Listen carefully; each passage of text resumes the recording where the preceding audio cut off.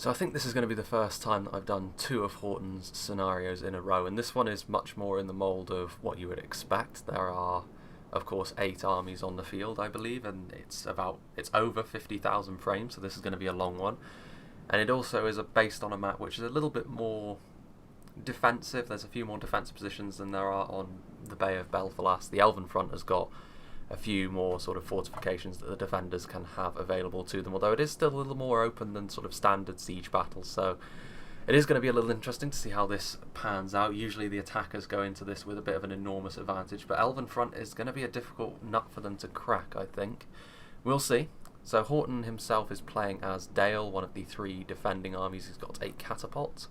Also, interestingly enough, I've noticed that the shader that I'm using is dark sometimes and very bright others, so the sand in this area is quite amazingly bright, but there's little that I can do about that now, but it's actually working out just about okay for the time being. I might tweak it a little bit for next time. We also have some Dalian marksmen, we have more Dalian marksmen, a lot of the sort of standard Dalian units, also there's Dalian spearmen, of course with their armour-piercing spears. They can be quite useful, very good at holding the line. And when they're combined with these Barding Herd, it's going to be a pretty difficult task for the Orcs to come. I do hope that they have to attack in waves, otherwise the frame rate is going to tank very quickly. So there's more Dalian Marksmen up here, and then, you know, a good Archer force. Then back here we have some of the Avari Elder Archers, if we get in and have a bit more of a closer look at these guys. These guys are very expensive, so you don't often see them as Dale, because usually they will bring the Royal Guard or the Dragon Slayers as like a singular Archer unit, but they are still very, very good, and like most other elves, they also have Deadeye accuracy, so they'll be able to hit more often than not. Looks like down here we got some Dale Swordmasters, good against unarmoured units, a little less good against armoured targets, and they don't have the most survivability next to other units with hit points, but they will still get a lot of damage done, good at reinforcing a line as well. Over here we have the stronger shock infantry, we have the Dalian Paladins, slower, heavier, they hit harder though, and obviously they tear through armour, or maybe crush armour would be a better way of putting that, with their maces. Got some Royal Guard, of course, just a standard sort of General's Bodyguard unit, very strong. He's also got the other very strong Dalian Archer down here, the Dale Dragon Slayers. Not a lot of ammunition on these guys at all. In fact, they don't have enough ammunition to the point where I would say they need maybe a little bit more for the next patch, because honestly, for the time being, they can barely kill one unit, which is a bit of a shame, because I do like the concept of their unit a lot. Then over here we have some dismounted Earls, you know, standard heavy infantry, not armour piercing, reliant on their armour, 2 hit points. Should be able to hold the line against a lot of standard Orcs for a long time though. And over here we've got more Dale Paladins, and then we've also got more Barding Herds. So pretty standard Dalian army that you would expect, a lot of Dale units. Actually there's still some more down here covering this valley, there's some dismounted Earls. And if we go over here, there's some Dale Swordmasters. Look like over here, blocking off this section, we have Dalian Spearmen with Avari Elder Pikemen. So again, that's a pretty cool formation they've got going on. Going to be difficult to break that down for the Orcs, but again, that's the idea. Now we'll move on to this army over here. From outfit, he's playing as the High Elves, so we've got some Imladris Cavalry. Faster than Eldarenway Lancers, but not quite as protected. And obviously back here we also have Eldarenway Lancers, so some cavalry. Could be good against the Orcs, but they do need to have room to manoeuvre and charge, so they can't get bottled up. He's also got some Sword Quindi and some Noratirno warriors, and then back here he's got some Eldarenway spearmen, very good at holding choke points down for a long time, not necessarily good at dealing damage though. Over here we've got some Imladris Storm Guard again, standard infantry fare, more Storm Guard, and then up here we have some Eldarenway archers. I can't agree with the Eldarenway archers, I'm sorry, but in a Horton scenario it's fine, because of course it's all sort of measured out, but even so, armour piercing archers, you know how it is. I don't mind the Nolder Elders being armour piercing because there are so few of them and they're so expensive, but yeah, Nolder Elder is going to be way back here. Down here we've got some Smiths, obviously very good standard heavy infantry, hit points and armour piercing, and then here we've got the Imladris Guards, definitely very strong pikemen. They kill faster than the Gate Guards, but they aren't quite as tough as the Arnold Gate Guards. There's also a Ballista, could be an interesting situation over here, and then down here we can see with the grass, the Eldarenway Spearmen, more Imladris Guards, some Falas Lords, and then some Eldarenway Swordsmen. I believe that's just about it. Yep. So now we'll move on to Orange Firedon's army, who is playing as Gondor. We have Sons of Argonath, 2 Sons of Argonath, so that's a very strong infantry corps he's got back here. Wardens of the White Tower, Citadel Bodyguard, he seems to have all of the strong stuff. We'll get into what I think of Gondor at for the moment in a moment. I'm repeating myself. Fountain Guard, Guards of Osgiliath, Gondor Infantry. This is very bright, the sand. I wonder why this is. Usually it's quite dark, this shader. Interesting. Gondor Citadel Archers, a Trebuchet. Then over here we have the Gondorian Winged Swordsmen, Gondor Spearmen, and then some Fountain Guard. Gondor have got a lot of heavy-duty infantry and some standard Gondor infantry. There are all these stakes which are going to make it very difficult for the attackers to advance. Speaking of which, we'll go through the attackers a little bit more quickly because they're just standard orc armies. We have the Fats playing as Mordor, a lot of Maulers, a lot of Halberds, a lot of fodder, probably some Raiders in here as well. You know what to expect. He's going to be attacking from the north, so he's going to have to go through Gondor's position a little bit more open. So he could try and sort of swarm in and around, but it's still going to be a difficult task. Obviously, he doesn't have as much backing him up. Over here, he also has a bit of Stewed Fungus's army over here, though. Maybe this is Stewed Fungus's entire army, although I think he's got some stuff down in the other area. He's got Olag High, Melkor's Chosen, and some Halberdiers and Morgul's Chosen. So he's got a slightly more elite army.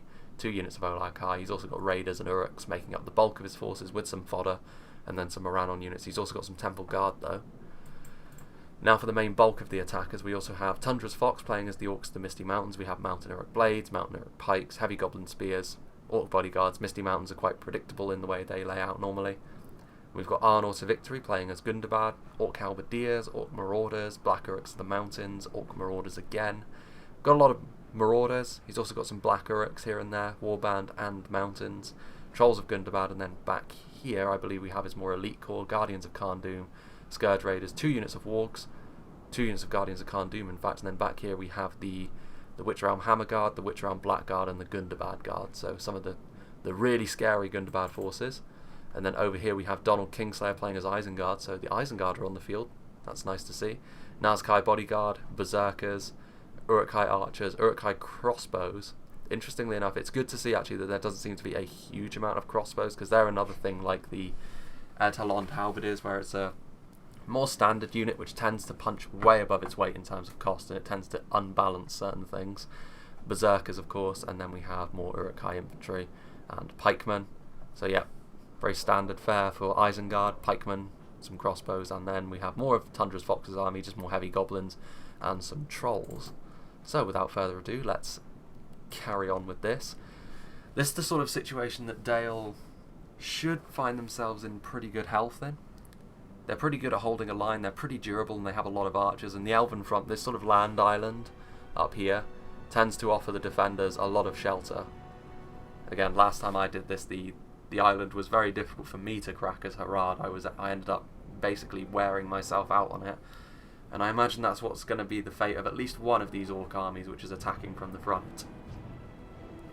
And Dale are very good at really weakening enemies on the approach with their archer forces. The Dalian marksmen, if we get in a little closer to them, one of the best standard archers in the game at the moment, in my opinion. In fact, I might just get a quick screenshot there. Yeah, I do like the shields as well. I think the Dalian marksmen are going to get a bit of a unit model upgrade in the next patch, I'm not sure. There was some Dalian archer unit that was. Yes, we can see that Tundra's Fox is going to be the one committing forward first. The Misty Mountains are going to really struggle against this position. Meanwhile, if we look over here, we can see that Gondor's position, they've got some veterans of Osgiliath. It's going to be difficult for the Mordor forces to break through initially, but there are going to be sort of gaps that they could be able to exploit. Be interesting to see. That is very bright sand. We have some Gondor spearmen sort of setting up over here on the edge. Gondor, actually, in recent times I have come to see Gondor's fragility a little bit more. And basically it comes down to the fact that if you bring either a very strong cavalry presence or a very strong crossbow presence, there's very, very little that Gondor can do to counter that. It's possible, of course, but even so, it doesn't work out well for Gondor most of the time, and hard counters like that aren't really my favourite thing in the world. We can see here the underground goblins, a sneaky unit.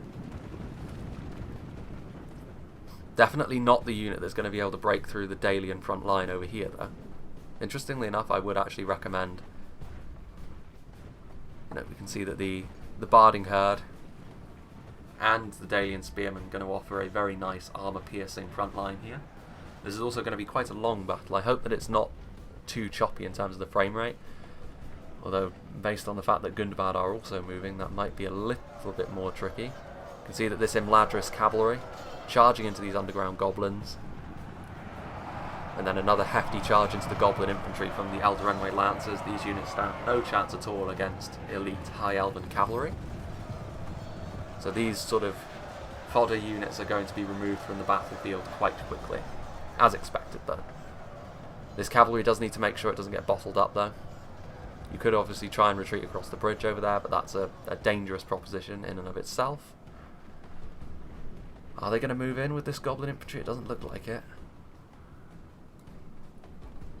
Interesting. More Goblin infantry, so obviously a lot of garbage in Tundra's Fox's army. But then he's going to be the first one in, so that's to be expected. You can see that Gondor are holding down this position over here. Again with a similar setup of an infantry unit, but mainly it's going to be the pikes that are going to hold these sections down.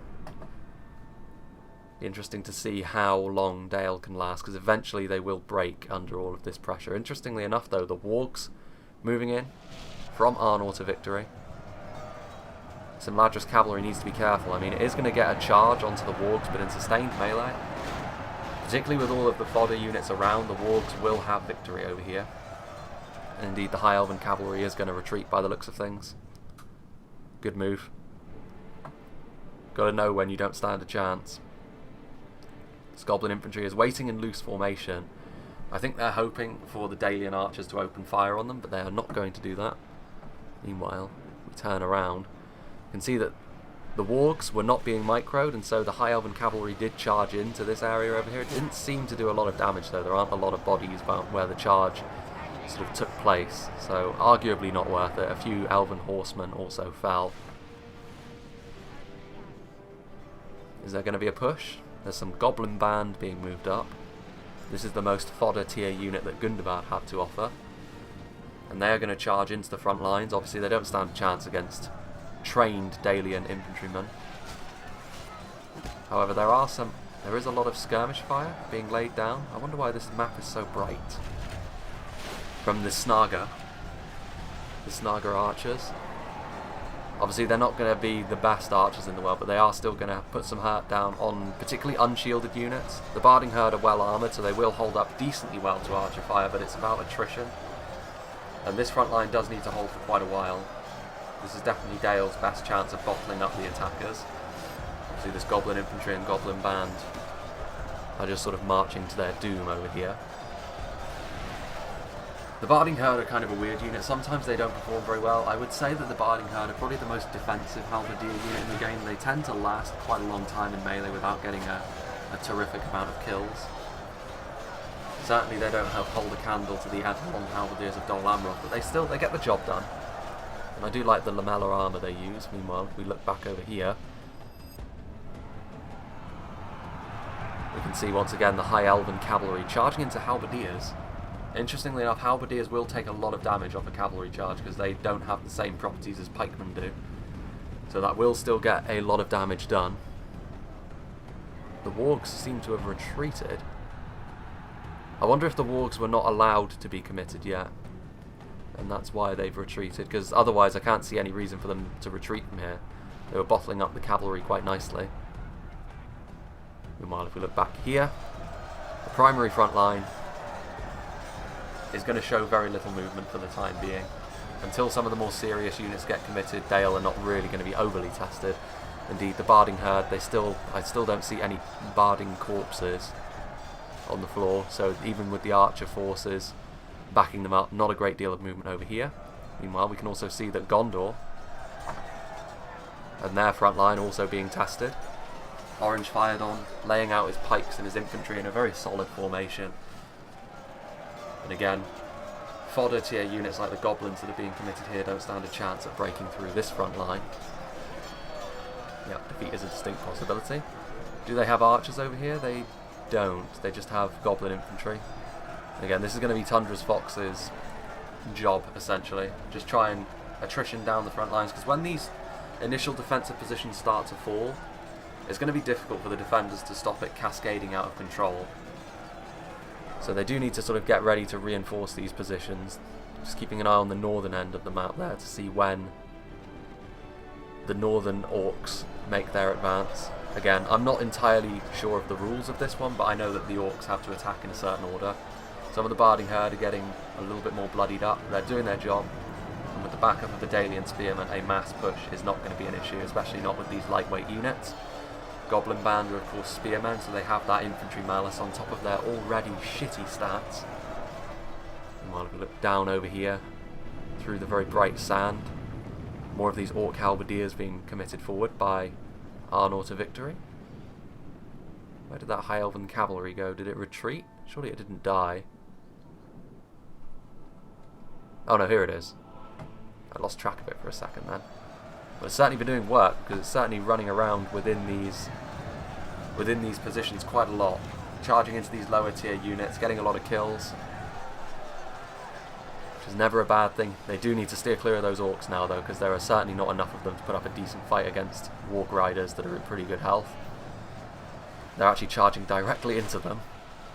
Bold, but ultimately not likely to yield any sort of results, so this is going to be the end of the High Elven cavalry. We'll have to wait and see if their kills are going to be enough, because again, most of the kills they got were on lower tier units, which, you know, depends on how much. I would say you need to get an awful lot of kills on lower tier units to make this sort of sacrifice worth it, essentially. Meanwhile, we can see that slightly more serious units, Orc Halberdiers and Orc Marauders, are being committed. They will do better against the Dalian forces. Both of them, of course, are effective against armour, although their base stats are so low, of course, that it's not going to be a case of them just destroying this line immediately, but they will at least inflict a little bit more attrition than has been happening so far. A few Barding Herd have fallen, at least 5. What else can you expect from Goblin Band? I haven't seen the Goblin Band in quite a while, actually. Meanwhile, if we look back here, we can see that these Orc Marauders also are putting pressure on this Dalian line.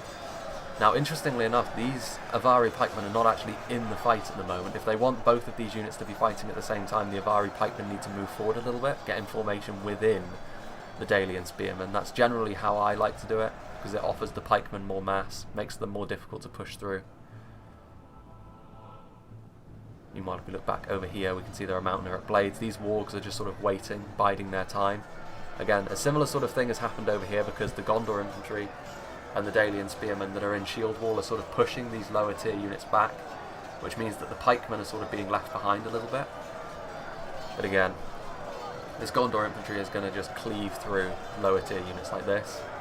Goblin infantry, I don't think they have the same malice that the Goblin Band do against infantry, so they are slightly better. But again, that's not really saying that much. They're very classic Gondorian style. Some of the Gondor infantrymen are really pushing deep into these Goblin lines. Going to inflict a little bit more attrition than ideally they'd like. The biggest concentration of forces, of course, is focused right up front here. The balance of forces is actually evenly matched because of the weight of orcs that are here. Might be a good idea to sort of bring these Barding Herd a little bit further up into the fight and maybe commit another unit of these Dalian Spears, just to once again overwhelm this initial force. And the Dalian Spearmen, of course, are not, like, armour is not their main priority, so against Orc Marauders they will perform quite well, and indeed this unit of Dalian Spearmen is moving forward. Saving the Barding Herd for when the more heavy-duty armoured units get committed might be a good idea. The frame rate is not terrible at the moment, which I'm very pleased about. But yes, this, at least I assume this Dalian Spearman unit is going to be committed to the fight. Definitely just what the Doctor ordered against those orcs. Meanwhile, over here we can see that things are going pretty badly for the Dalian Spearmen over here. They're being overwhelmed by some of Gundabad's Marauders and Halberdiers, and again the pikes have been left behind a little bit, and this is where the Dalian Spearmen will start to lose out. They are still spears, so they still have that infantry malice. And unfortunately things aren't going too well for them. Interestingly enough, instead of sending forward the pikes to sort of hold the line a little bit more, you can see there are a few dead pikes from skirmish fire. Horton is in fact electing to send in some of his Dale Swordmasters. He should definitely send in the pikes as well. You should not commit piecemeal like this, otherwise you're just going to play right into the attacker's hands with how you're going to be sort of ground down. And over here the Dalian skirmishers are not laying down any sort of fire, so the orcs certainly have a way in over here so far. They definitely need to send those pikes up. You can see that more and more they're sensing the weakness over here, so they're sending forward more Marauders, more heavy Goblin infantry, just to put more and more pressure on this front. The Swordmasters will turn this fight around, but they need the support of those pikes, otherwise they're going to get attrition to death. We look over here, once again, this sort of front line of Barding Herd and Dalian Spearmen is now being overwhelmed. Halberdiers are now on the scene. And a little... You know, these archers need to start firing. Otherwise this front line is going to start to... Things aren't looking too great for the front line here at the moment. At least I assume. Are these archers already out of ammunition? Yes, they've got their axes out. What did they use their ammo on? There's not a great deal of orc corpses out there. Did they use it on the wargs? I'm very confused. Meanwhile, if we look over here, the Dalian marksmen marching into position. But look here, the Gondor infantry is still pushing back, but once again, the pikes are being left behind. And now that there are mountain orc berserkers in here, the Gondor infantry is going to start to take a little bit more in terms of damage. Of course, axemen are going to deal a tremendous amount of damage usually to Gondor. It's another distinct weakness they have. These pikes need to be committed forward. The mountain orc berserkers are not particularly durable units, and pikes will do a lot of damage to a unit like that. There's a lot of chaff still in here though. This goblin infantry is wavering, to be fair. Actually, there is a unit of Fountain Guard being committed forward. Interesting. There are still 2 whole armies from the north yet. Meanwhile, down here we can see in formation the Dalian position. These Dalian spearmen, I'm not really sure how I would handle this, to be honest with you, but definitely not in this way. Staggering the defence like this again, the orcs are going to be able to sort of attrition down individual units, which is exactly the sort of thing they want to do with lower tier units like Marauders and Halberdiers and Goblin Band. The Barding Herd is sort of moving ever so slightly forward. Their presence on the front line would be very welcome against orcs whose only survivability comes from their armour. But look here, there are some Noratirno warriors that have been sent forward from outfits, firing into the sides of that initial advance. You have to remember that the Misty Mountains really are largely not a very good army, but Gundabad do have elites in reserve, and there's still a whole force of Isengard to be committed yet. It's the armies from the north that I worry about though. They could wriggle past the defenders' positions pretty easily. Now if we look over here, once again, these Swordmasters have turned the fight around over here. We're getting a little closer. They will achieve a lot of kills against units like Marauders and Halberdiers, but really they want to be backed up. And again, they're not really backed up by these spearmen at this point, because there's only 22 of them. I would definitely move the pikes forward. Instead though, Outfit is sending forward some Sword Quindi to back them up. Again, I'm not entirely sure. The pikes on their own, I'm not sure what you would be saving them for, because while they're at Earls, we'll see. Pikes would be very good in a situation like this, and again, the Swordmasters will get a lot of kills, but is it on targets that are worth it, I wonder? I would certainly, in a 5v3, I'll always back the attackers to win, usually. Particularly when it's 5 orc factions on huge unit scaling. These Noratirno warriors. The accuracy of elves, firing into the sides of this advancing position. Heavy goblin infantry. Heavy goblin infantry stand up better to archers than most other sort of standard orc mainline units. Again, defeat is almost a certainty because of that arrow fire. I can't imagine it's because of the Dalian melee presence anymore. The Spearmen and the Barding Herd starting to take a bit more in terms of attritional casualties. There is still a whole nother Spearman unit that they do need to get through though. As you can see, when the archers stop firing, victory immediately switches to being in favour of the orcs. And over here we can see, are these Dalian marksmen going to be committed to melee? They are armour piercing, I should say. Again, I haven't really gotten a good look at what Dale's skirmishers have been doing thus far. Meanwhile, look over here, the pikes, the guards of Osgiliath and the Fountain Guard have actually been forced into melee because it looks like the Gondor infantry was bisected. They were very swiftly dealt with by a combination of the Mountain Orc Blades and what I imagine was the Mountain Orc Berserkers, but then you can see the enemy force remains. Up here on this hill, the Citadel Guard archers were targeting them. The Citadel Guard archers are a very good standard archer unit for Gondor. But again, Gondor do find themselves out-skirmished most of the time as well, so it doesn't really play into their hands all that much. The Fountain Guard, in kind of a weird formation, but they will make quick work of Mountain Orc Blades, and Snaga archers in melee don't stand a chance against anything Gondor have to offer. And there's more Mountain Orc Blades streaking in. So we're we're essentially 10,000 frames into this with 40,000 frames to go. And again, it's just testing the waters, but I think the attackers have certainly fared better in these initial engagements than the defenders have. Not in terms of kills, obviously, but just in terms of efficiency. The defenders can afford very little in terms of mistakes in these situations. The purple cakes and the fountain guard. Mountain Blades, again, a standard mainline infantry unit, slightly better than the heavy goblin infantry, but still not going to make much of a dent in fountain guard and guards of Osgiliath. There's more heavy goblin spears coming in, a little bit more survivability perhaps, but not really much more in terms of... Meanwhile, if we look over here, the orcs, there isn't really a huge amount of movement so far. I mean, they've managed to push the Dalian spearmen back to where the Barding Herd and the secondary line of spears are, but they're still going to lose this fight, I think. But I think they may have done enough damage and they've absorbed enough ammunition, certainly, based on the fact that Dalian marksmen were out of ammo quite quickly, for this to have been worth it.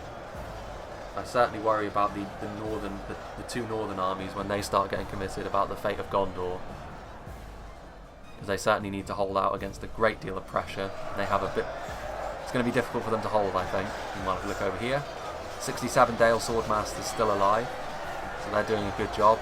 These Dalian spearmen, the Swordmasters have stabilised the line, and the addition of the Quimby also gives them a bit more of a buffer. So maybe, I'm willing to cede the fact that this has worked out, but I still think that if the pikes were in here instead of the Quimby, things would be going a little bit more smoothly.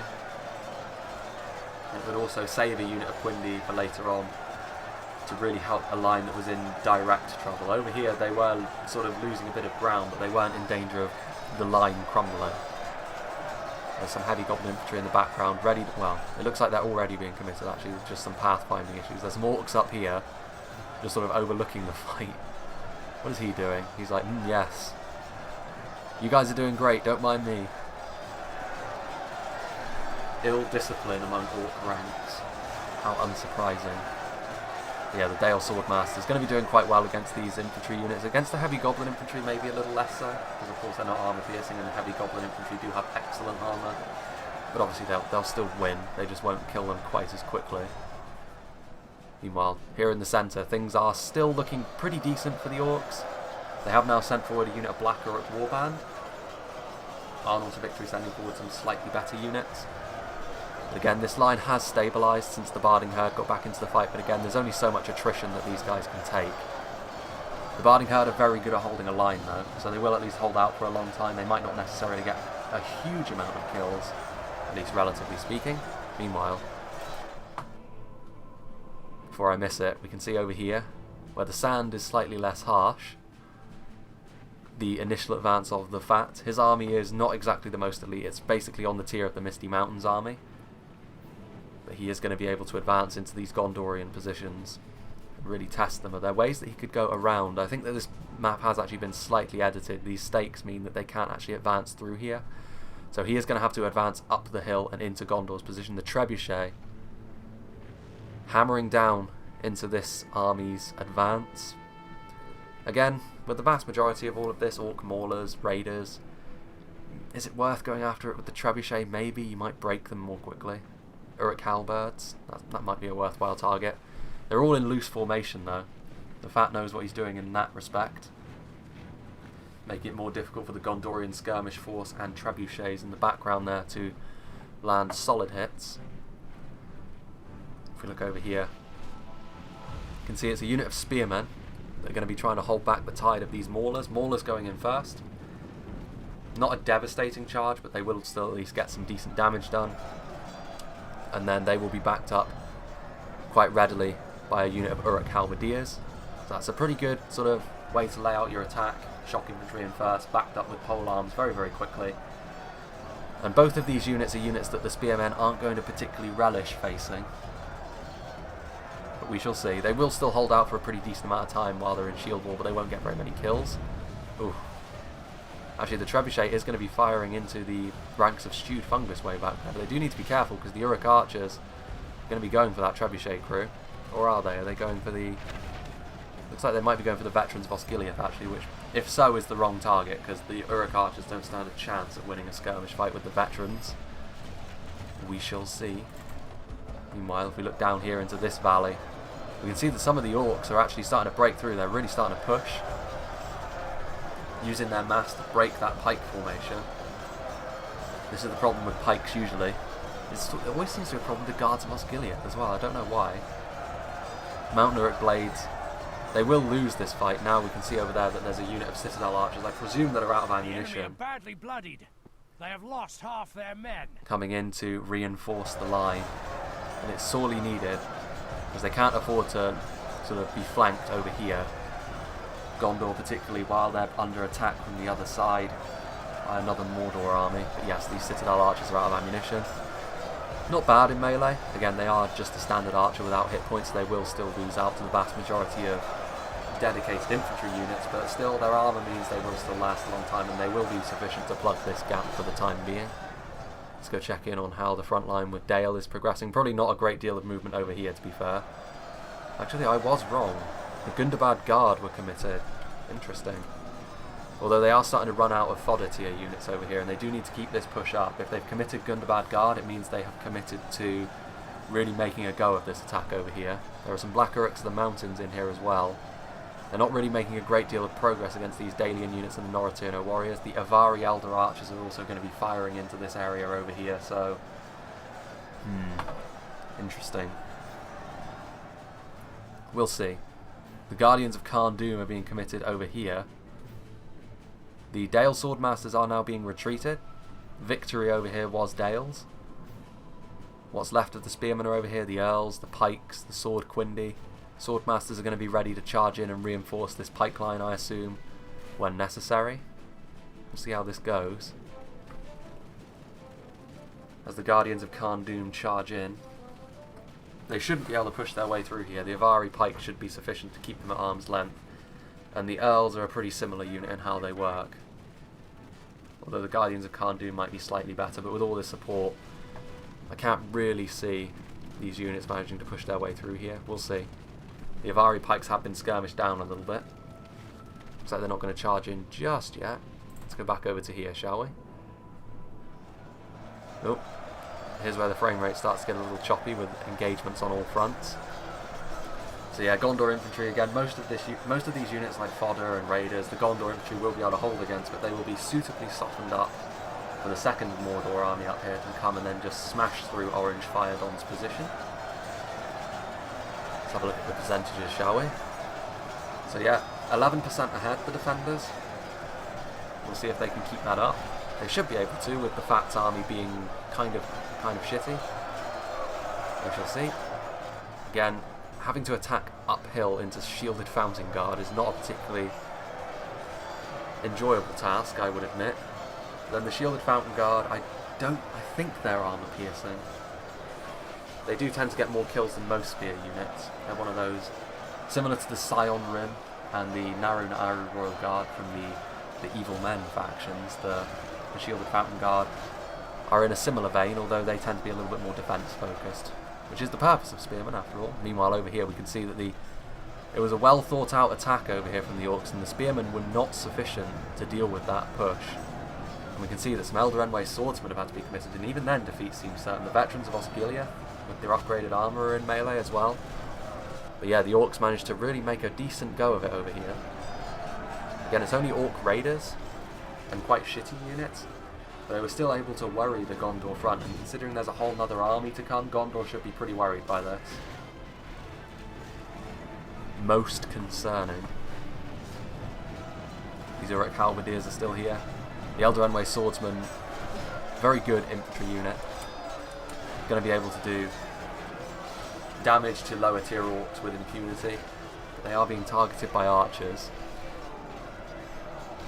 We look out over here, just to have a look at the army as it approaches. Most of it is being committed, to be fair. There's still a few units back there, the Uruk Bodyguard and the Melkor's Chosen of Stewed Fungus. There's also going to be some routing here, so Gondor, they're in good shape to throw off this first orc army. It remains to be seen whether or not they've managed to conserve their strength enough to face an even tougher Mordor wave. In addition to that, they've also got this front over here that they've got to worry about. The Guardians of Khan Doom of Arnor to Victory were sent forward. Ooh, bit of a drop in frames there. We can see that with the help of the Dalian marksmen and Citadel archers, this front was stabilised, and the Guardians of Khan Doom on their own are not going to be able to beat Fountain Guard, Guards of Osgiliath, and Dalian marksmen. All of that armour piercing is going to be very bad for them. Witchhelm Scourge Raiders are coming in. Maybe a little bit too late though. If they were going to push, they should have pushed with all of their might over here.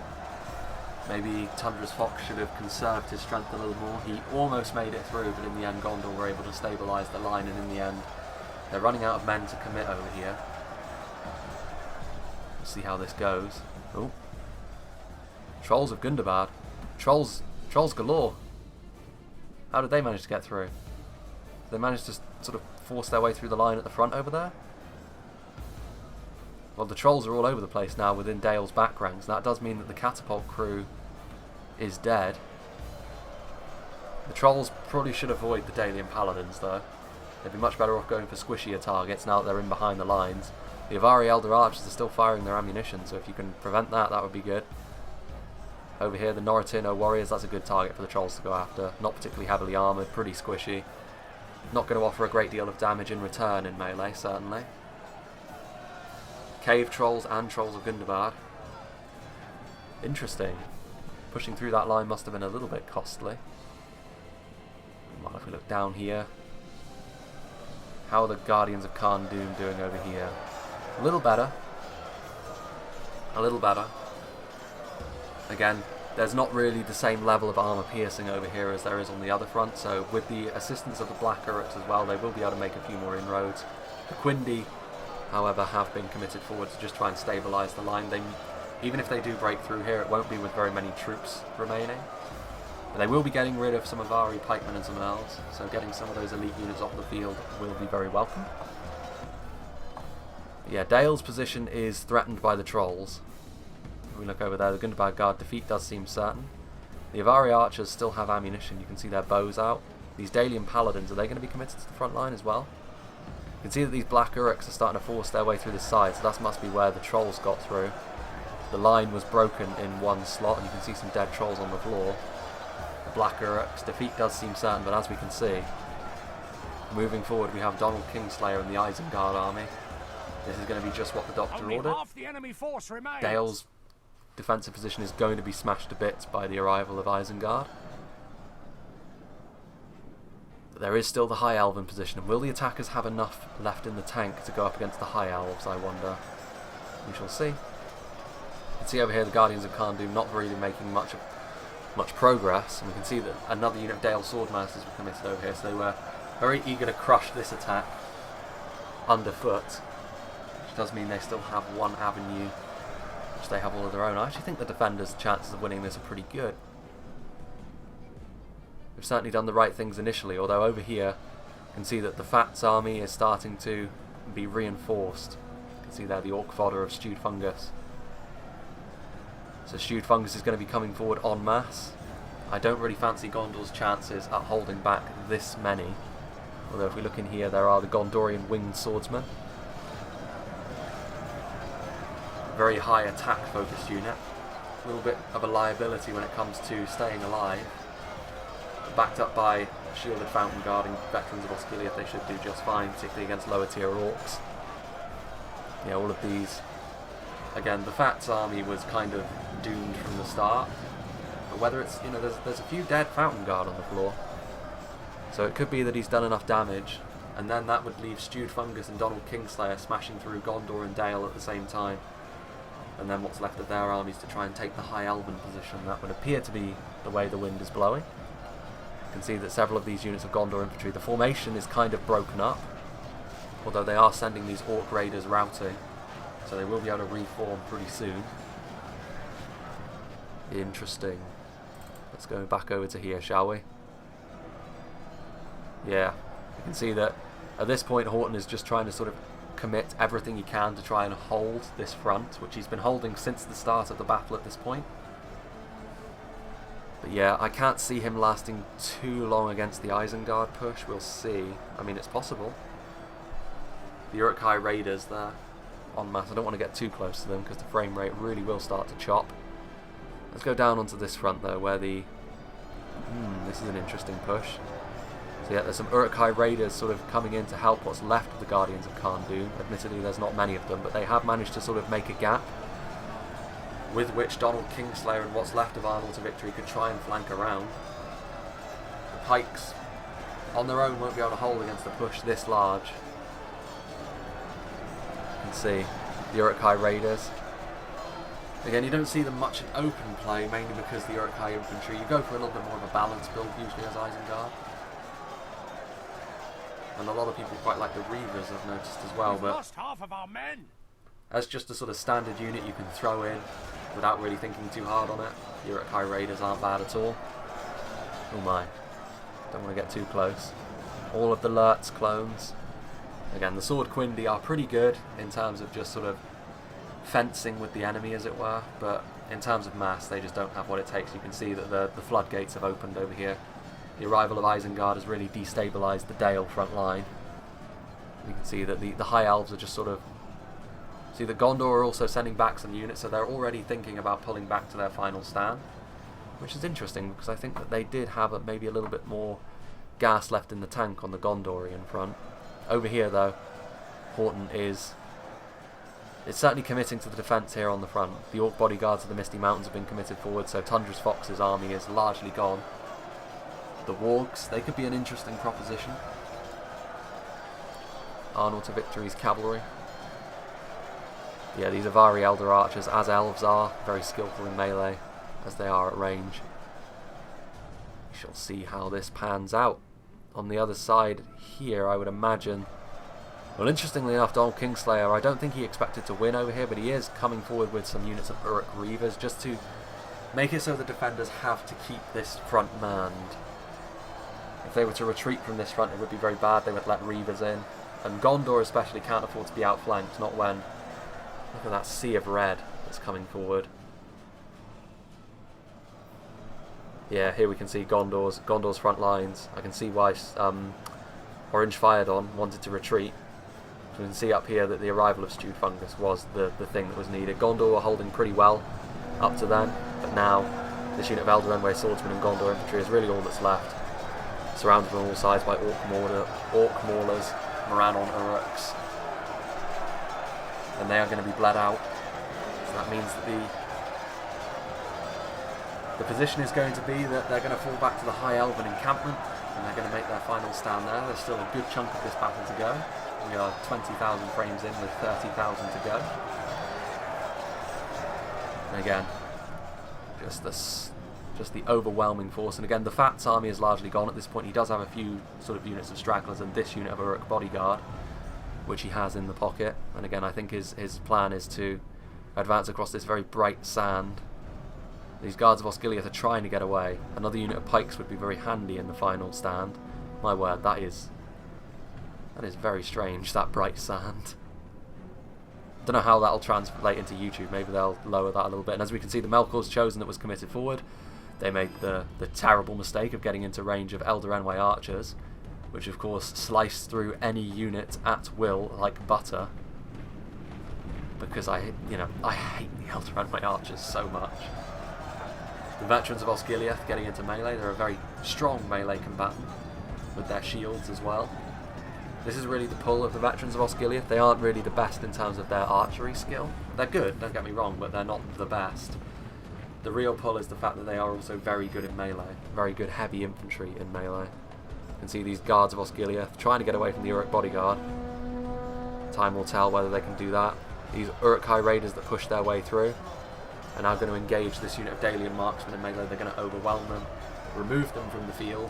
And again, a unit like this would be good to sort of retreat, have in reserve, but unfortunately they were caught, and they will be overwhelmed. How's the front line going though? How long this front line holds out is really dependent on how long it is until Donald Kingslayer decides to flank around with those Uruk-hai raiders. I mean, these Dalian paladins going up against the Orc bodyguard. There goes the Orc bodyguard. Tundra's Fox's general is the first one to fall. As we can see, Isengard are going to be showing no mercy here. The rest of their army is going to come forward and crush what is left of the Dalian defensive position. Again, these paladins are not going to be easy to break down there. The Orc bodyguard they're good. They're not going to be good enough. You can see, look at all of these. The Witch Realm Blackguard have been committed. So Arnold to victory, sending forward some of his elites. Getting into the side of these Dalian Marksmen and Avari Elder Archers. Again, the Blackguard are one of my favourite units in the game at the moment. I really like them. But then again, it's really because they're in Gondor. I mean, as a unit, I certainly prefer the Temple Inquisitors of Mordor. As you can see, the Avari Elder Archers don't go down easily. You can't send any old trash at them in melee and expect it to pay off.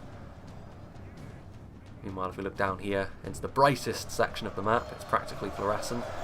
You can see the Uruk Bodyguard now flanking the Dalian Marksmen with the Uruk High Raiders. That's going to bring about their swift destruction.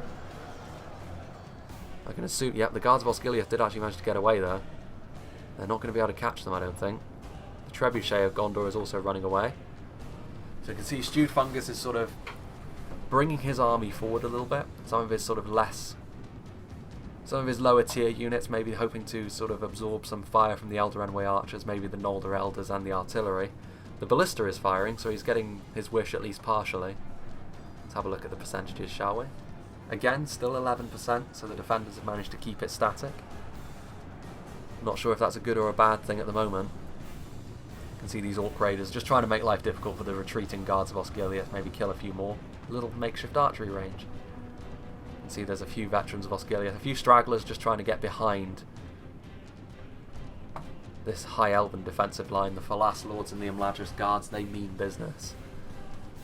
They will certainly not go down without a fight. As we can see over here though, more flanking around. Looks like they're going to send forward some Witch Realm Hammer Guard. They need to stay out of range of the Eldarenway archers, otherwise they will find themselves dead very, very quickly. You can see that the Uruk-hai Raiders are now starting to flank around. So yeah, they're going to try and finish off Dale, which I don't blame them for, because Dale are not going down without a fight. You can see that these Orc bodyguards, they're probably going to be dead before long. So the Dalian Paladins will at least have a last stand where they eliminate one of the Orcish elite units. Still some Noritina warriors in here. Looking there, the Avari Elder Archers. Defeat now seems certain because they are now, of course, engaged by Blackguard as well as just standard Uruk-hai Raiders. But yes, Dale certainly committed to their defensive point, and they held out for as long as they possibly could, but ultimately they are going to find themselves overwhelmed here. They did manage to tank pretty much all of the Misty Mountains and Gundabad though. It was really the arrival of Isengard which tipped them over the edge, and just the fact that they were able to sort of soften the blow of two whole armies rather than just one bodes well for the final defensive position. We can see here the Uruk-hai Raiders cresting the hill. Man flesh awaits. There's only 99 of them, but just the fact they'll be flanking around the Dalian Paladins is going to make life just that little bit more tricky for them.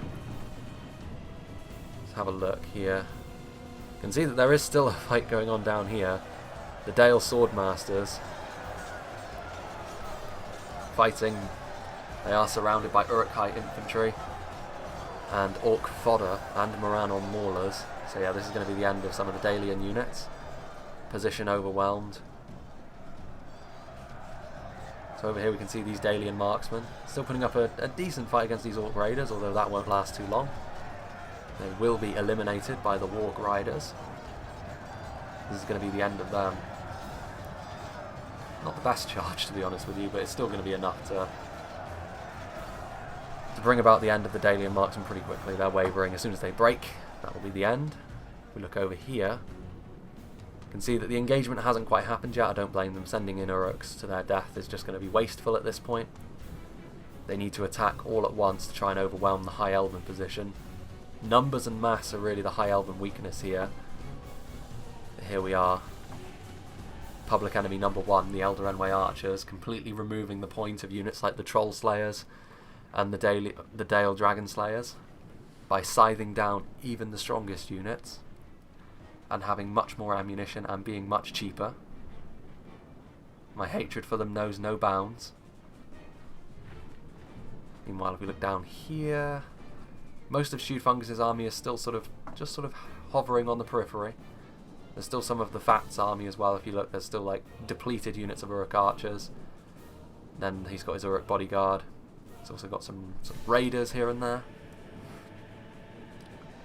Again, every orc is going to count in this coming advance, because the High Elves are going to make them pay dearly for every inch. These Swordmasters putting up a valiant last stand, but it's not going to be enough. Speaking of last stands, we can see that the Warg Riders have started to recharge Dale, and that is going to be the end of them. These Uruk-hai Raiders are going to be pinning these Dalian Paladins in place, but primarily it's going to be the Avari Archers, and now there's also standard Uruk-hai infantry on the front lines, much better than the Raiders, so this is going to be the end of Dale. They did their job relatively well there. Again, not the best charge from the Warg Riders. Again, charging on terrain like this is kind of awkward for cavalry. But yeah, the Dalian Paladins, even a unit as good as them. Once again, if we look, we get a nice bird's eye view of a full surround on an elite unit as they try and make their last stand. It's not going to be enough. Isengard pushing with their mass, with their Uruk-hai infantry, pinning them in place with their lower tier raiders, and the Warg Riders also offering a bit of savagery in melee as well. So yeah, very well done for Isengard. Question is though, will they have enough left in the tank to go toe to toe with a High Elven army? That is much less clear. If we look, we can see just the advance. It's like a swarm of ants. Stewed Fungus and the Fats Mordor armies are going to be waiting for Donald Kingslayer to also lay on the pressure. Also, what's left of Arnold to Victory and Tundra's Fox, if anything. Tundra's Fox certainly won't have much left. Arnold to Victory does have his Wargs, and he will still have his Witch Realm units. Celebrating over here the fall of the Dale Swordmasters. So, I think we'll make a little cut now until the advance onto the High Elven position begins. So here we go. From here until the end of the battle, we will be talking about this corner of the map. And as we can see, the front line being formed by the Imladris Guards and the Falas Lords is going to first be tested by fodder, as is customary. But of course the fodder will not get very far. They actually have managed to cause a bit of a dent in the formation, which, you know, maybe Mordor wants to try and capitalise on that. There's a little gap here. Anything they can do to try and eliminate these Imladris Guards, like charging into the side of them, is going to be very wanted, and they do have a lot of units back here they could use to do that. They do want to send in something other than fodder, because these guys are just going to be sent into their doom. There are Uruks on the front line, although already these fodder are breaking in the face of the Imladris Guards. They did actually make a little bit of a dent, but that's going to reform pretty quickly. The Uruks will at least not break so quickly in melee.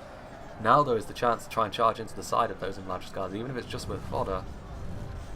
Those Trebuchets, what are they going after? The Uruk Bodyguard, maybe? There's a few blobs. I mean, there's a lot of orcs still to come.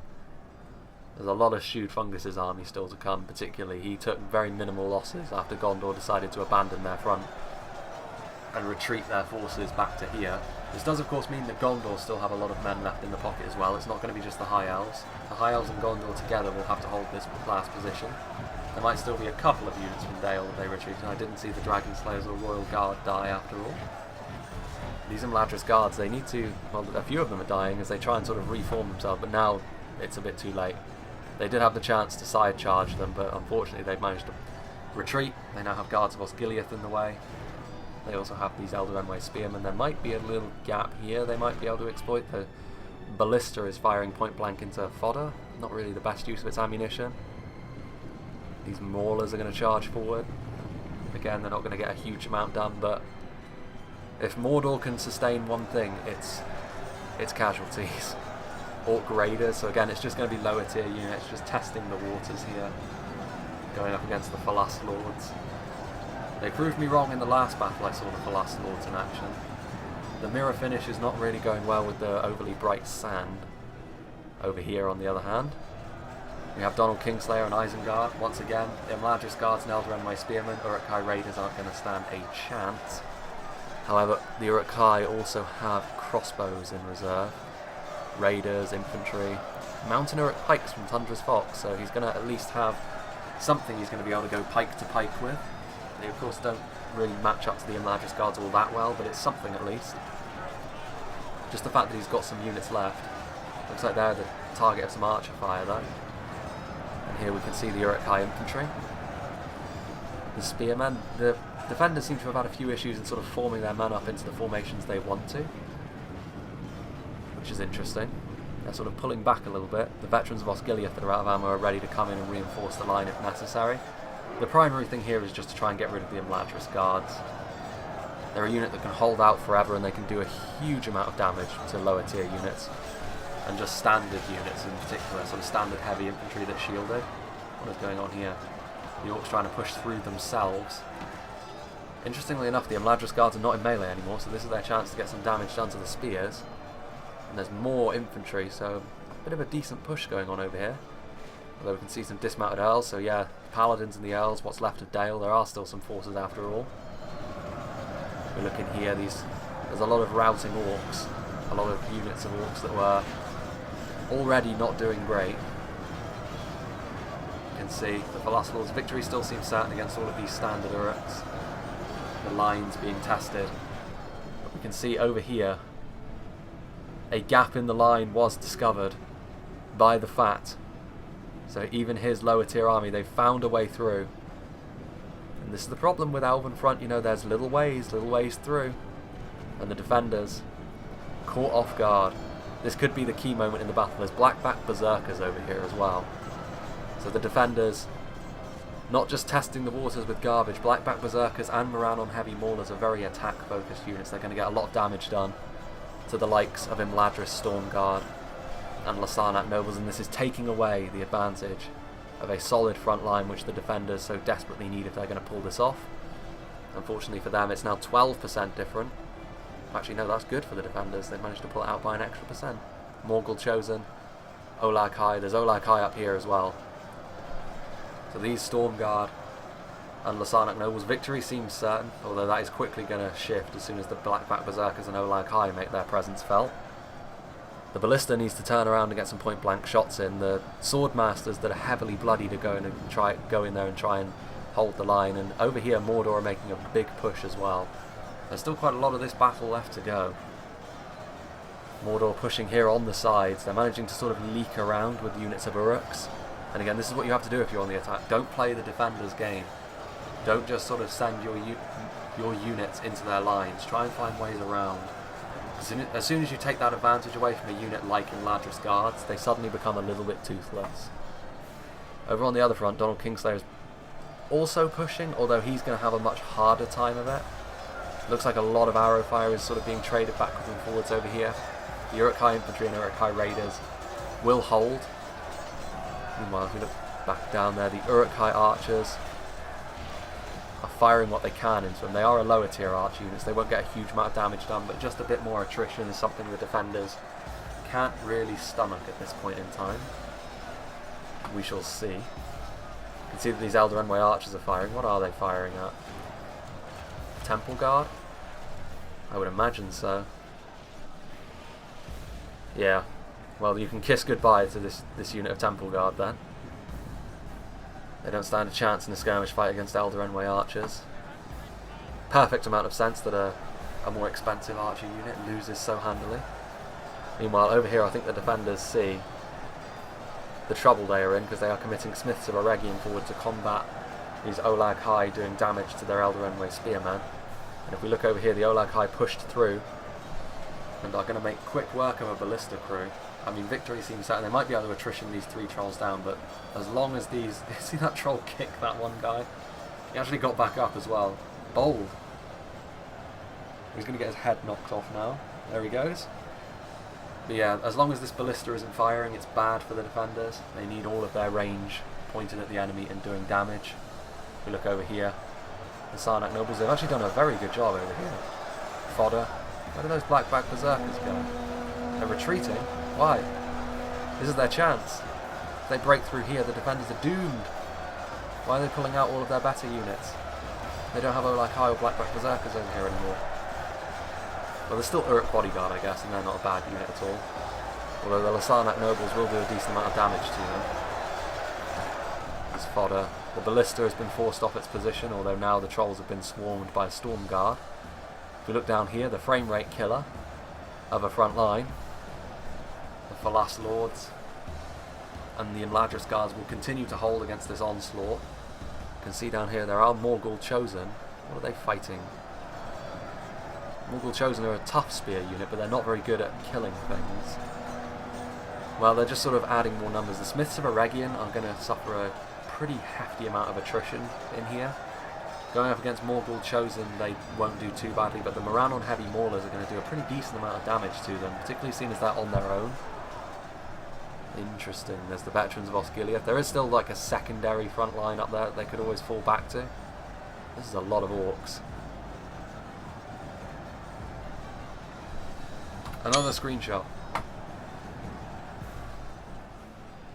Meanwhile over here, it looks like this has gone a little bit more into the defenders' favour. The Uruk-hai simply weren't able to keep that assault up, but they have managed to find another way around again. This unit of Uruk-hai archers that is out of ammunition is sort of pouring in.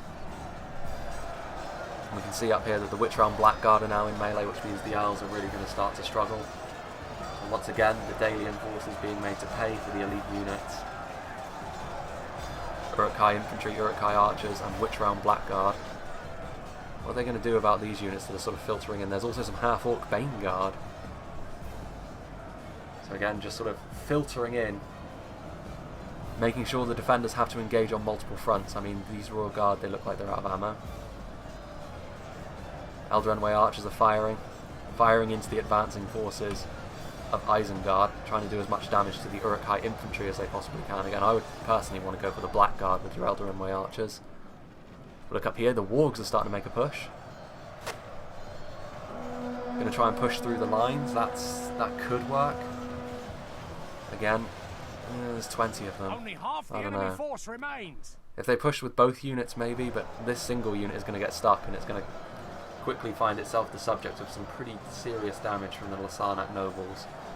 They will inflict a few more casualties of their own, though. But now the ballista is firing. Well, there goes one of the Mordor generals. I think that might have been the Temple Guard as well. So, was it the Uruk Bodyguard? It's hard to tell. But yeah, these are going to be point-blank ballista shots. This is exactly what the defenders need. The Orcs are very tightly clustered, so they're going to get, 4 or 5 kills for every ballista bolt. Perfect for them, although now the ballista has been silenced. A few of the Wargs did make it through, so that's very good for the attackers. Some nice dynamics in this battle. The frame rate isn't even that awful in and around these big clusters. So yeah, these Blackguards, still victory seems certain for them. The Imladris Guards need to get ready to move in, to be honest with you. I mean, on their own they're not going to do much. They may as well move in right now to try and hold this line as long as possible. Over here we can see that the Uruk-hai archers obviously don't stand a chance against Eldarenway archers, Royal Guard and Dalian Paladins. They've overcommitted over here, really, the defenders. They don't need that much pressure to deal with these units. So this is good for the defenders, just keeping these elite units occupied with what is basically fodder. The Bane Guard aren't that bad, but interesting decisions being made. Let's have a look, shall we? Again, 13% now, so the defenders could well hold long enough to pull this off. If the attackers are going to start to reel them in, it needs to be now, essentially. Meanwhile, the Imladris Guards getting onto the front lines, going to be doing a lot of damage. Again, most of the Eldarenway archer ammo must be out by now, although these Citadel Guard archers, or Citadel archers I should say, still have some ammunition of their own. And you can see that the Orc reinforcements have all been committed, essentially. Over here, this is the primary Orc push, and unfortunately they are being held at bay. Now Shielded Fountain Guard have been committed. The Imladris Guards are still in there and have barely taken any casualties. There are Barding Herd in there also, another polearm unit. Eldarenway archers, Eldarenway spearmen. Although down here the victory does seem certain now. The Orc pressure may well tell in the end.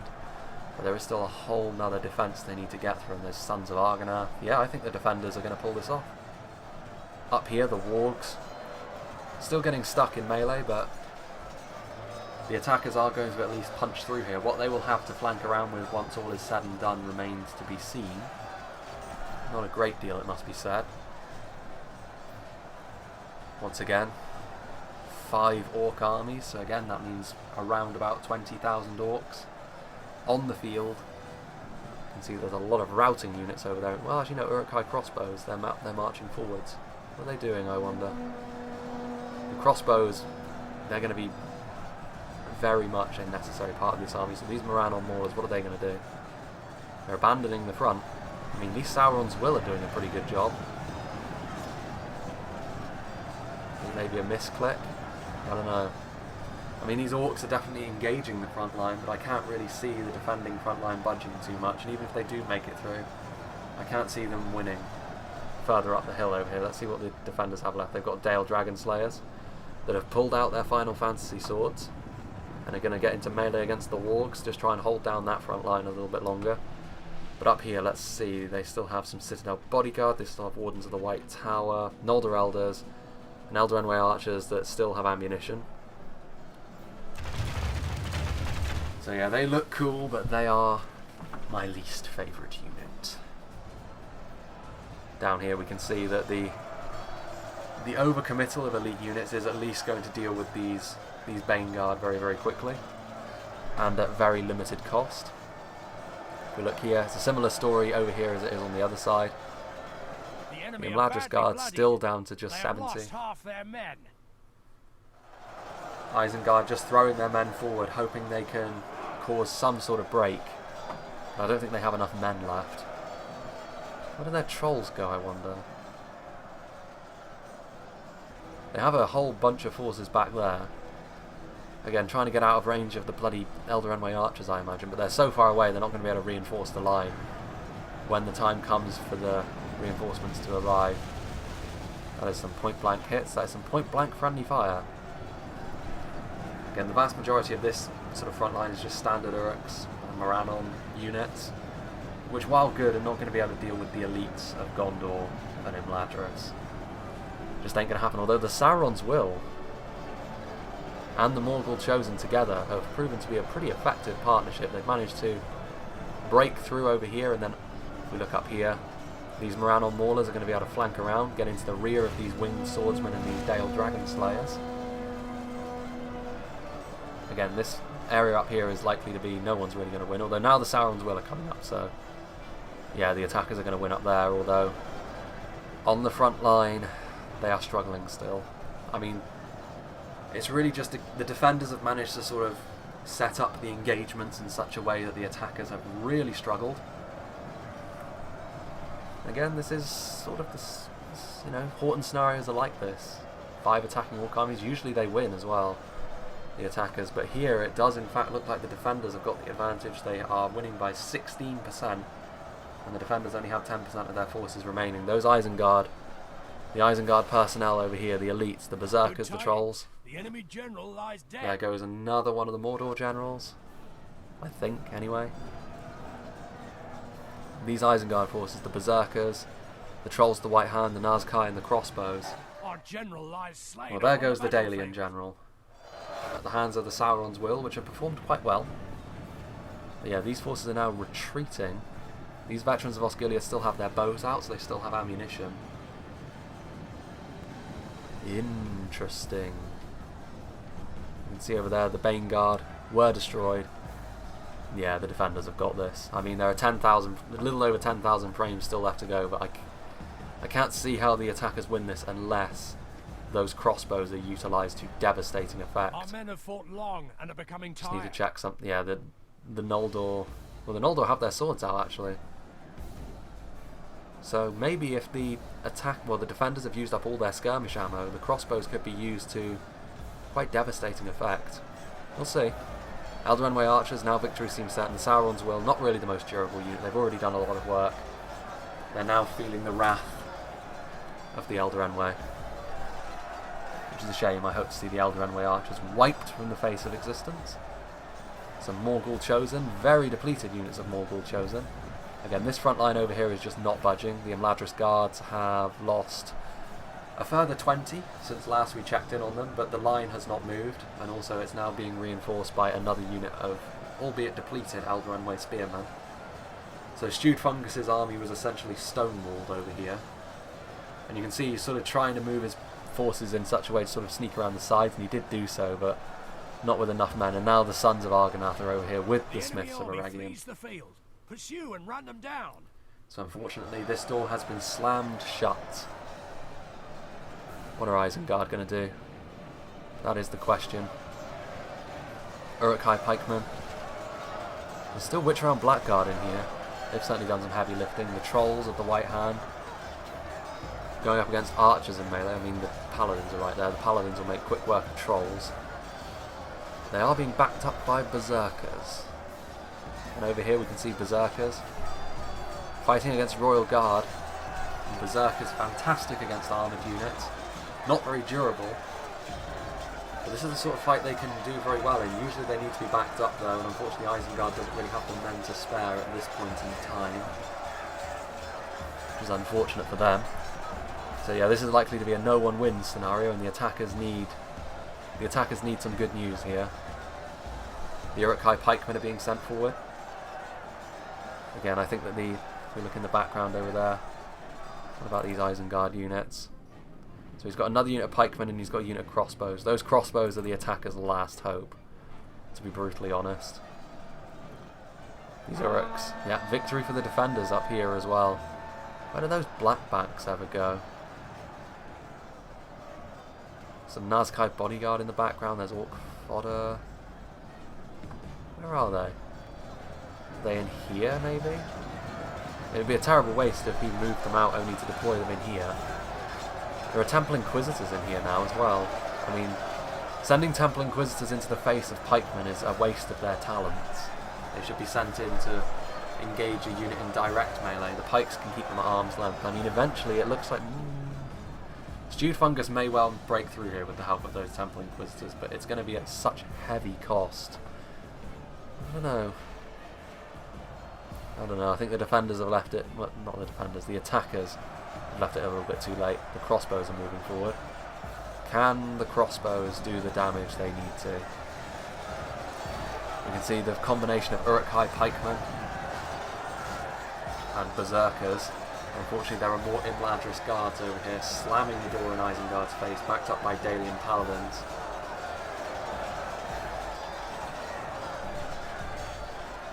And also Sons of Arcanath. Maybe the defenders had a little bit too much. I mean, I do think that maybe when the Elder Enway archers have finally have their heels rightfully clipped, this scenario would be a little bit more balanced in the way it's meant to be. But again, with how slow the progress on the latest patches is actually progressing, I would actually worry that the Elder Enway archers are going to keep their armour piercing for at least a couple more months. You can see there's a general in there. Witch Realm Blackguard. There's only 11 of them left, but they must have done work in here. I mean, they've been in melee for such a long time. What have we got here? The Nazkai bodyguard. Going to support the berserkers. Maybe a little too late. Berserkers should have been supported right away if they were going to. The Uruk-hai crossbows are now being targeted by the archers and are of course dropping like flies. Veterans of Osgiliath, yeah. Maybe the defenders were afforded one too many advantages, but then again, it's quite a rare situation to see the defenders win a Horton scenario in this manner. Good tidings. There goes Azog, the Witch Realm Blackguard. The defenders seem to have a huge amount of elite forces, which is understandable. I don't know, maybe they just played well. I can't really see much that the attackers could have done differently though.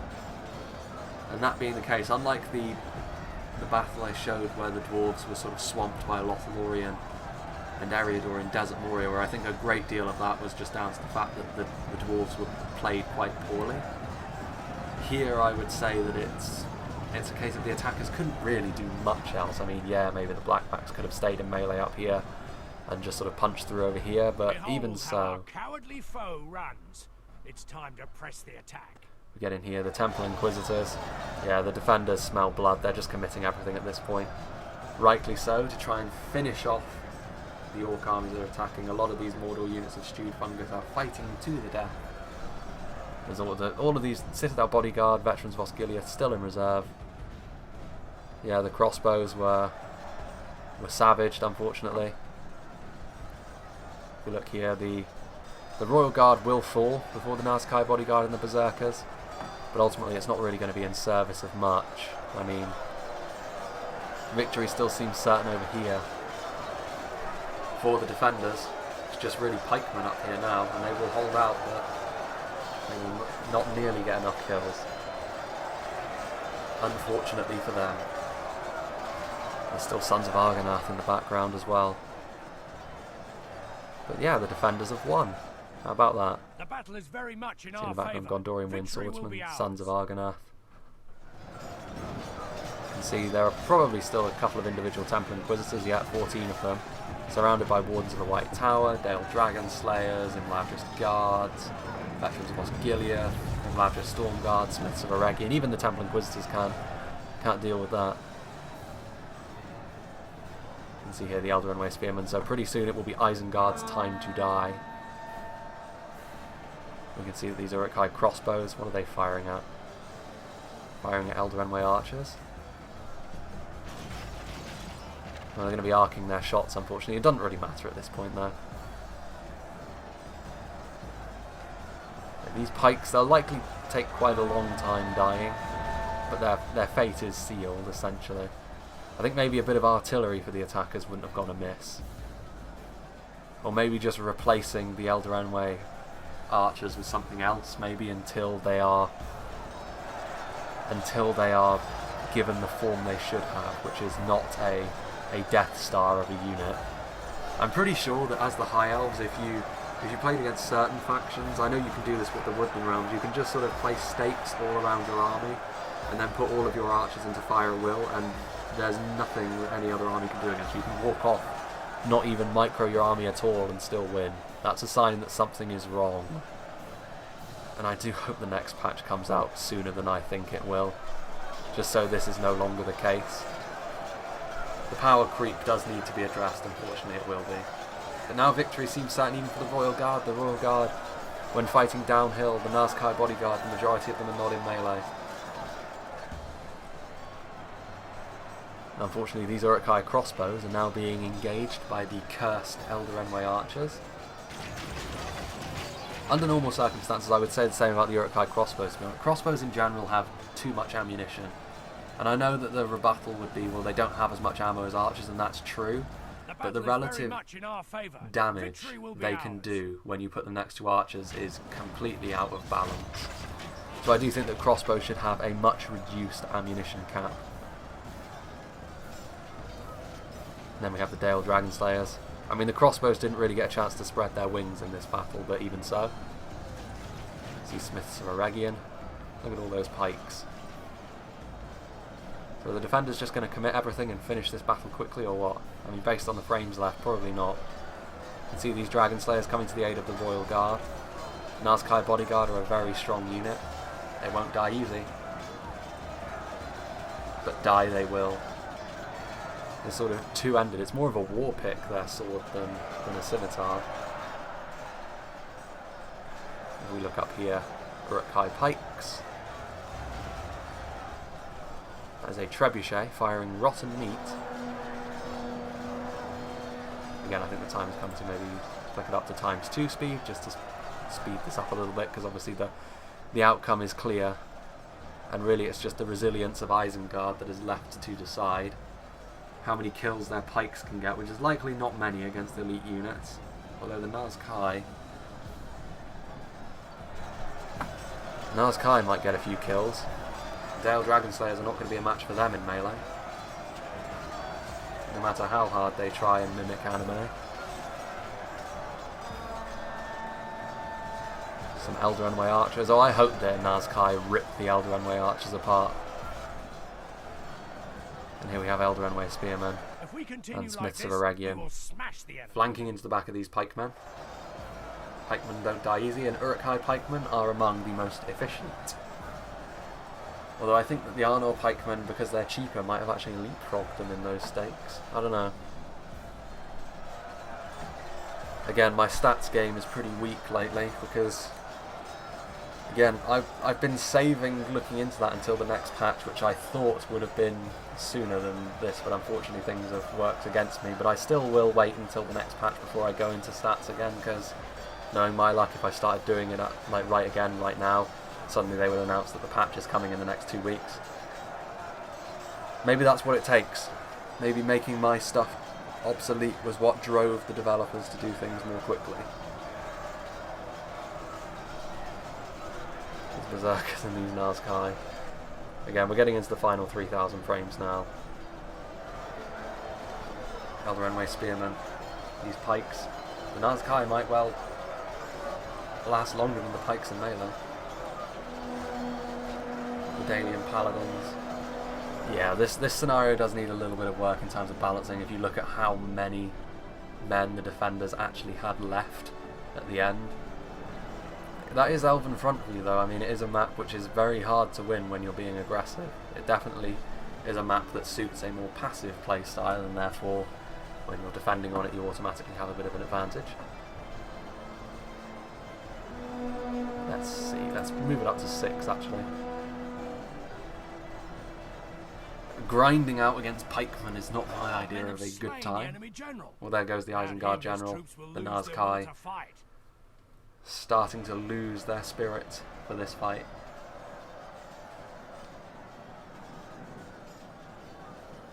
Yep, that's the end of those Uruk-hai. Let's go back to ×2 speed. I wouldn't want to crash it after all at this late stage. Actually, the pikes will last longer by the looks of things. There's only 5 Nazkai bodyguard left. So no, the Eldarenway archers in melee were able to tip the balance as well. Damn them.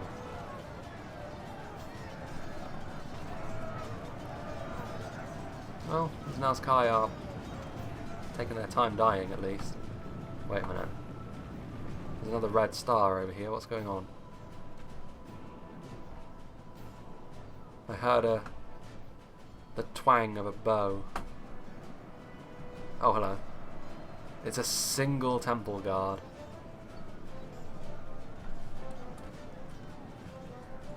Fate is not going to be kind to you, my friend.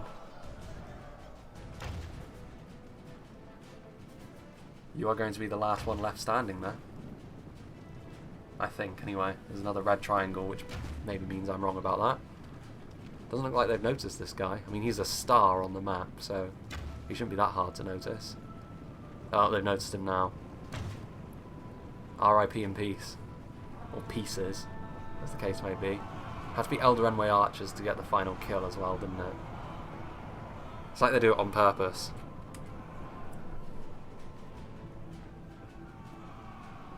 Nope, I can't see him. He stopped. Run, Forrest, run! Oh boy. This is embarrassing now. Just turn around and accept your fate. You will be the last one left standing, but you're not going to be able to get away from the elves. They're faster than you.